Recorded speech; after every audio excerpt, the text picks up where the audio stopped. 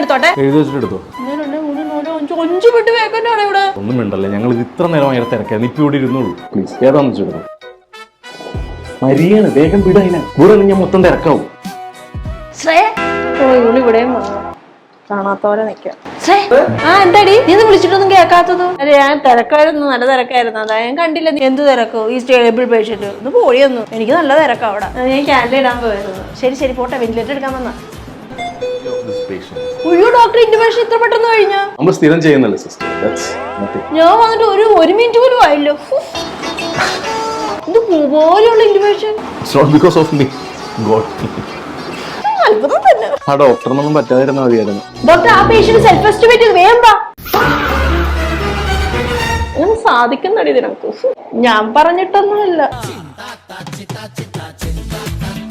ഇയാറ് ചെന്നപ്പോ mass casualty, ഇവിടെ വന്നപ്പോ ഇങ്ങനെ ഉണ്ടോ?